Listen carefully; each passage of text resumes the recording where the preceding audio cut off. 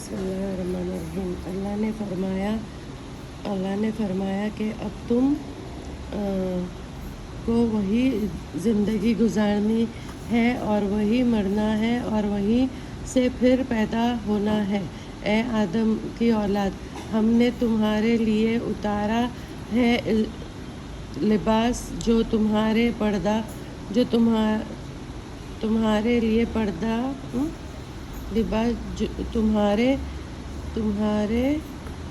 دار بدن کو ڈھانکنا ہے اور زینت کی چیز ہے اور تقوی کا لباس اس سے بھر کر ہے۔ یہ اللہ کی نشانیوں میں سے ہے تاکہ یہ لوگ اللہ کو یاد رکھیں۔ اے اولاد آدم، شیطان تم کو کہیں کسی فتنہ میں مبتلا نہ کر دے جس سے اس نے تمہارے دادا اور دادی کو جنت سے نکلوا دیا تھا، اس حالت میں کہ ان کے لباس بھی ان سے اتاروا دیا تاکہ ان کے پردے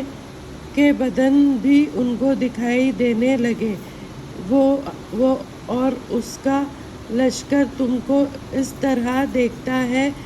کہ تم ان کو نہیں دیکھتے ہو۔ ہم شیطان کو انہی لوگوں کا دوست ہونے دیتے ہیں جو ایمان نہیں لاتے ہیں، اور جب یہ کوئی فحش کام کرتے ہیں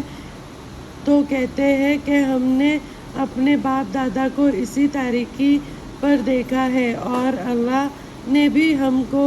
اسی کا حکم دیا ہے۔ آپ فرما دیجئے کہ اللہ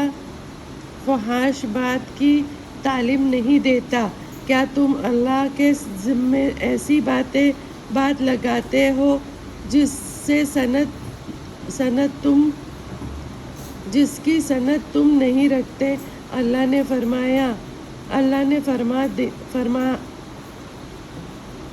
یہ فرما دیجئے کہ میرے رب نے انصاف کرنے کا حکم دیا ہے اور یہ بھی حکم دیا ہے کہ ہر سجدہ کرنے کے وقت تم اپنا رخ سیدھا کر لیا کرو اور اللہ کی عبادت بھی خالص اللہ ہی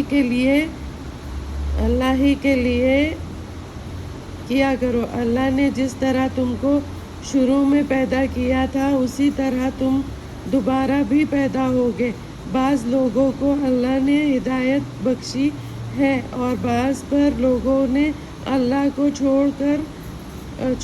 کر شیطان کو اپنا دوست بنایا ہے اور خیال کرتے ہیں کہ ہم سیدھے راستے پر ہیں۔ اے اولاد آدم، تم اپنا لباس پہن لیا کرو جب بھی تم نماز کے لیے مسجد جایا کرو، اور خوب کھاؤ اور پیو اور حد سے آگے مت نکلو، بلا شبہ اللہ حد سے آگے نکلنے والوں کو محبوب نہیں رکھتا۔ آپ فرما دیجئے کہ اللہ کا لباس جو اس نے اپنے بندوں کے لیے بنایا ہے اور کھانے پینے کے حلال اور پاک چیزوں کو کس نے حرام کیا ہے، آپ یہ بھی فرما دیجئے کہ یہ چیزیں مومنین کے لیے ہے، اس دنیا کی زندگی میں خالص ہے ان کے لیے۔ قیامت کے روز ہم اسی طرح سمجھانے والوں کے لیے تمام آیت صاف صاف بیان کر دیتے ہیں۔ آپ فرما دیجئے کہ البتہ میرا رب نے فحش باتوں کو حرام کر دیا ہے، ان میں علانیہ ہے وہ بھی اور جو پوشیدہ ہے وہ بھی، اور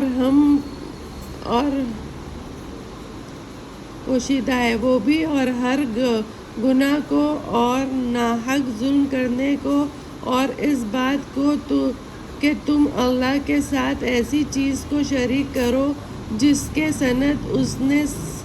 نہیں اتاری، اور اس بات کو کہ ایسی بات اللہ کے ذمے لگا دو جس کے سند تم نہ رکھو، جس کی سند تم نہ رکھو، اور ہر گروہ کے لیے ایک میعاد مقرر ہے، سو جب ان کی وہ میعاد آ جائے اس وقت ایک سند بھی پیچھے ہٹ نہ سکیں گے اور نہ آگے بڑھ سکیں گے۔ اے اولاد آدم، اگر تمہارے پاس رسول آئے تو تم ہی میں سے ہوگے جو میرے احکام تم سے بیان کریں گے، سو جو کوئی اللہ سے ڈرے اور اپنی درستی کر لے تو نہ تو ان کو ڈر ہوگا اور نہ وہ غمگین ہوگے، اور جو لوگ ہمارے احکام کو جھوٹا کہیں گے اور اس سے غرور کریں گے تو وہی دوزخی ہوگے، وہ ہمیشہ ہمیشہ اسی میں رہیں گے، سو اس سے زیادہ اور کون ظالم ہوگا جو اللہ پر جھوٹ گاڑے یا اس کی آیت کو جھوٹا بیان جو حصہ ان کی قسمت میں لکھا ہے وہ تو ان کو ملے گا ہی، یہاں تک کہ جب ہمارے فرشتے ان کے پاس آئیں گے اور ان کی جان قبض کریں گے تو کہیں گے کہ وہ کہاں ہے جن کی تم اللہ کو چھوڑ کر بندگی کیا کرتے تھے، وہ کہیں گے وہ تو سب ہم سے غائب ہے، اور اپنے کافر ہونے کا اقرار کریں گے۔ اللہ فرمائے گا تم انہی امتوں کے ساتھ دوزخ میں جاؤ جو تم سے پہلے جن اور انسان کی گزر چکی ہے، جب بھی کافروں کی جماعت دوزخ میں جائے گی تو اپنی جیسی دوسری جماعت پر لعنت کرے گی، یہاں تک جب وہاں سے سب جمع ہوں گے تو پیچھے آنے والے پہلے آنے والوں کے بارے میں کہیں گے، اے ہمارے رب، ہم کو ان لوگوں نے گمراہ کیا تھا، سو ان کو دوزخ کا عذاب دگنا دیجیے۔ اے اللہ فرمائے گا کہ سبھی کو دوں گا ہے، لیکن تم کو خبر نہیں ہے۔